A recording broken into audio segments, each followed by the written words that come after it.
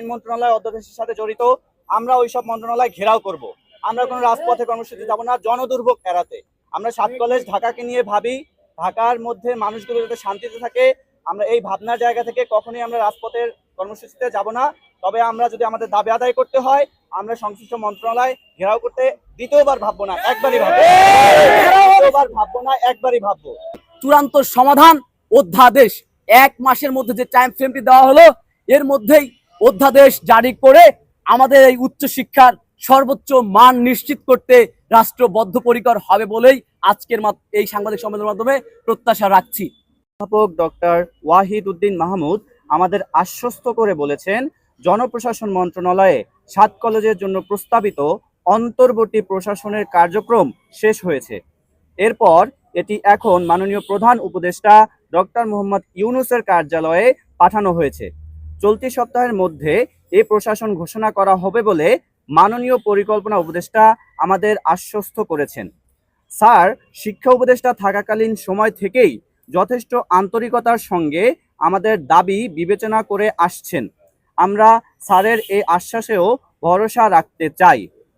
মাননীয় পরিকল্পনা উপদেষ্টার আশ্বাসের প্রতি সম্মান রেখে এই সংবাদ সম্মেলন থেকে আমরা 5 দফা দাবি তুলে ধরছি। এগুলো হলো: দাবি নাম্বার 1, আগামীকাল রোববারের মধ্যে অন্তর্বর্তীকালীন প্রশাসন গঠনের প্রজ্ঞাপন জারি করতে হবে।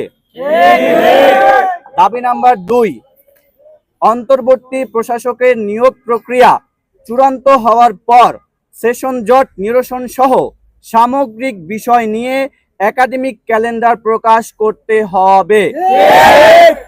একই সঙ্গে ভুতুড়ে ফলের সমাধান, বিভিন্ন ইস্যুতে অতিরিক্ত ফি আদায় বন্ধ সহ যাবতীয় অসঙ্গতিগুলো স্পষ্টভাবে সমাধানের উদ্যোগ নিতে হবে। অন্তর্বর্তীকালীন প্রশাসন গঠনের পরবর্তী 2 কার্যদিবসের মধ্যে 24-25 সেশনের ভর্তি পরীক্ষা আয়োজনের উদ্যোগ গ্রহণ করতে হবে।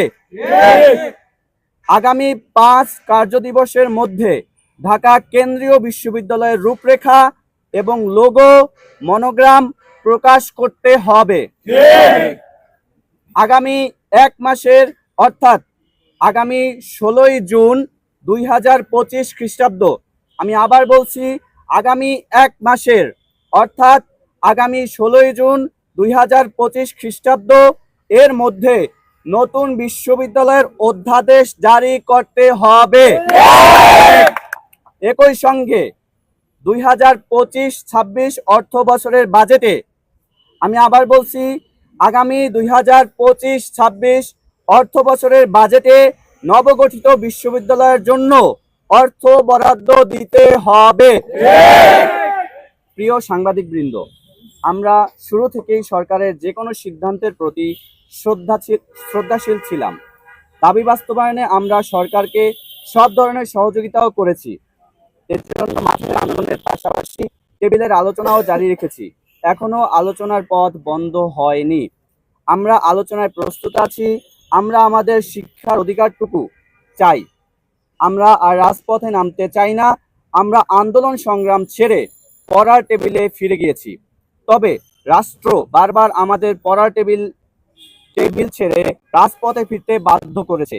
আগামী রোববারের মধ্যে যদি অন্তর্বর্তীকালীন প্রশাসন গঠনের প্রজ্ঞাপন জারি না হয়, তাহলে 19 মে সোমবার থেকে আমরা আবার মাঠের কর্মসূচিতে যেতে বাধ্য হব। পরবর্তী এই কর্মসূচি কেমন হবে সেটা পরিস্থিতি বিবেচনায় প্রেস বিজ্ঞপ্তির মাধ্যমে জানিয়ে দেব। একই সঙ্গে আমরা বাকি দাবিগুলোর বিষয়ে নজর রাখব। আমরা যদি আবার মাঠে নামতে হয়, অর্থাৎ আমাদের দাবি মানা না হলে, আমরা জনদুর্ভোগ এড়াতে এবার সংশ্লিষ্ট মন্ত্রণালয় ঘেরাও করতে বাধ্য হব। সকলকে ধন্যবাদ জানাই আমাদের এই আন্দোলন ও দাবিকে সবার সামনে তুলে ধরার জন্য। প্রিয় সাংবাদিকবৃন্দ, গত বছরের সেপ্টেম্বর মাসে আমাদের 7 কলেজের এই আন্দোলন শুরু হয়েছিল। 7 কলেজকে ঢাকা বিশ্ববিদ্যালয়ের অধিভুক্তি থেকে বাতিল করার পর দীর্ঘদিনের শোষণ বঞ্চনার মুক্তি হিসেবে আমরা এই আন্দোলন শুরু করি। শুরু থেকে আমাদের দাবি ছিল 7 কলেজের ঢাকা বিশ্ববিদ্যালয় অধিভুক্তি বাতিল করে এই কলেজগুলোর সমন্বয়ে একটি পূর্ণাঙ্গ বিশ্ববিদ্যালয় প্রতিষ্ঠা করা। আমাদের দীর্ঘদিনের আন্দোলন থেকে প্রাপ্তি ও সর্বশেষ পরিস্থিতি আপনাদের জানাতে আজকে আমরা একত্রিত হয়েছি। আপনারা জানেন, 7 কলেজের শিক্ষার্থীরা নিজেদের শিক্ষার মৌলিক অধিকারের দাবিতে বারবার রাস্তায় নেমে মার খেয়েছে, রক্ত দিয়েছে, অনেকের অঙ্গহানি হয়েছে। আমরা শিক্ষার একটি সুস্থ পরিবেশ চেয়ে আসছি। ফলে অতীত অভিজ্ঞতায় বারবার রাস্তায় নামার পরিবর্তে শিক্ষক শিক্ষার্থীদের সমর্থনে একবার চূড়ান্ত সমাধানের পথ বেছে নিয়েছি। একই সময়ে আমাদের ঢাকা বিশ্ববিদ্যালয়ের বন্ধুরাও 7 কলেজের অধিভুক্তি বাতিলের দাবি আওয়াজ তুলেছেন। এখানে দুপক্ষের শিক্ষার্থীদের দাবি ছিল একই। আর অধিভুক্তি বাতিলের সাথে সাথে আমরা 7 কলেজের শিক্ষার্থীরাও সরকারকে নতুন বিশ্ববিদ্যালয় প্রতিষ্ঠার দাবির যৌক্তিকতা বোঝাতে সক্ষম হয়েছি। ফলে একদিকে ঢাবি কর্তৃপক্ষ 7 কলেজের অধিভুক্তি বাতিলের সিদ্ধান্ত নিয়েছে, অন্যদিকে সরকারও আমাদের 7 কলেজের সমন্বয়ে নতুন একটি বিশ্ববিদ্যালয় প্রতিষ্ঠার প্রতিশ্রুতি দিয়েছেন। আপনারা জানেন, ইতিমধ্যে ইউজিসি ঢাকা কেন্দ্রীয় বিশ্ববিদ্যালয় ঢাকেবি নামে আমাদের 7 কলেজের নতুন বিশ্ববিদ্যালয়ের নাম প্রস্তাব করেছে। আমরা জেনেছি, নাম ছাড়াও নতুন বিশ্ববিদ্যালয়ের লোগো ও মডেলও প্রস্তুত রয়েছে। ইউজিসির পক্ষ থেকে জানানো হয়েছে, খুব তাড়াতাড়ি নতুন বিশ্ববিদ্যালয়ের লোগো ও মডেল প্রকাশ করা হবে। 7 কলেজের ঢাবি অধিভুক্তি বাতিলের পর চলতি বছরের 25শে ফেব্রুয়ারি ইউজিসি এই কলেজগুলো পরিচালনায় একটি অন্তর্বর্তী প্রশাসনের প্রস্তাব করে, যে প্রশাসন অধিভুক্তি বাতিল ও নতুন বিশ্ববিদ্যালয়ের কার্যক্রম শুরুর মধ্যবর্তী সময় দায়িত্ব পালন করবে। তবে অন্তর্বর্তী প্রশাসন বিষয় ইউজিসির প্রস্তাবনার 2.5 মাস পার হলেও এখনো সেটির চূড়ান্ত অনুমোদন হয়নি। এতদিন আমরা শুনে এসেছি এটি জনপ্রশাসন মন্ত্রণালয়ের অনুমোদনের অপেক্ষায় ঝুলে আছে। প্রিয় সাংবাদিক বৃন্দ, শুরু থেকে আমরা একটি শ্রেণীকে 7 কলেজকে আন্ডার এস্টিমেট করার প্রবণতা লক্ষ্য করেছি।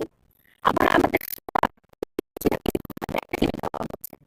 কলেজের সমস্যার সমাধানের শেষের দিকে এক বিশেষজ্ঞ কমিটির ঘোষণা দেয় সরকার। একই সঙ্গে এই সমস্যার সমাধানে তাদের 4 মাসের সময়সীমা বেঁধে দেওয়া হয়। কিন্তু গত 30 এপ্রিল কমিটির সময়সীমা শেষ হলেও এখনো সমস্যার সমাধান হয়নি। আমরা এমন সময়ক্ষেপণের তীব্র নিন্দা জানাচ্ছি। নতুন বিশ্ববিদ্যালয়ের নাম চূড়ান্ত হওয়ার পর স্বল্প সময়ের মধ্যে অন্তর্বর্তী প্রশাসনের প্রজ্ঞাপন দেওয়া তা কোনো এক অদৃশ্য কারণে এখন চলে আছে। অন্তর্বর্তী প্রশাসনের প্রজ্ঞাপন ও অধ্যাদেশ জারি না হওয়ায় বিশ্ববিদ্যালয়ের সকল প্রশাসনিক কাঠামো, একাডেমিক কার্যক্রম, পরীক্ষা সহ সবকিছু আমাদের এখন ঢাকা বিশ্ববিদ্যালয়ের উপর নির্ভর করতে হচ্ছে।